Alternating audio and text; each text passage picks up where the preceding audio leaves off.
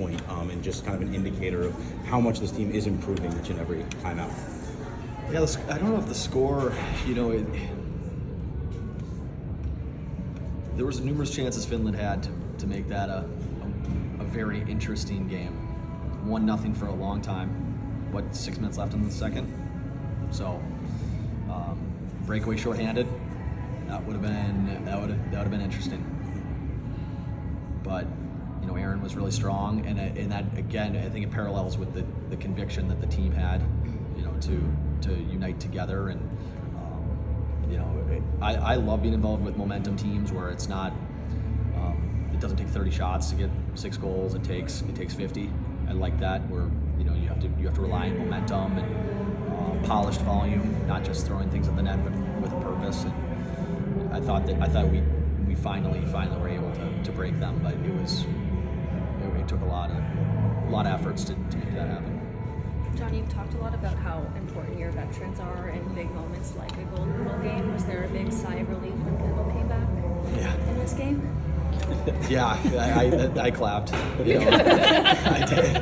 did.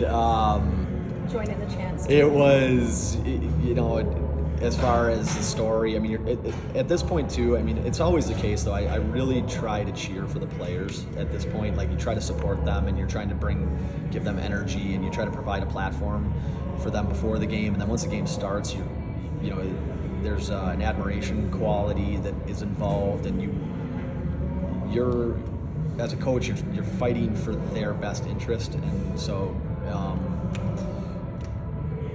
our veterans, the team was structured around them. Without that strength, we could not have brought, if we want to go back to that, revert back to the youth movement or whatever, we could not have brought those young players if we did not have buy-in from the veterans, or questioned whether or not that would work.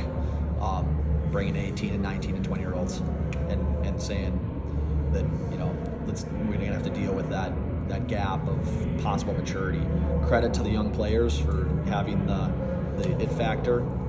But a lot of that it factor comes to comfort that our veterans did such a good job of bringing them in. So it's really sort of a chicken and egg situation with all of that. When you first called Layla up, you talked about not necessarily rushing her, letting it go. Do you think not doing that is what helped make her be ready for a place this time around? Yeah, I mean, we had a development. That's probably a much longer story, but there is a development model that took place with Layla. Yeah, I mean, it was not like just come on in. The December rivalry, she was on the tour, did not play. Right. So. And there were some times here where she lost ice. It's her path is still being mapped out. We're barely seeing the glimpse of what that story will look like, and but it's obviously we're very fortunate to be in the spot we're in, and but that's part of where I've come from though too. I mean, dealing with the NTDP, and then been in the minor leagues with Rochester and the minor leagues with Ontario, with LA.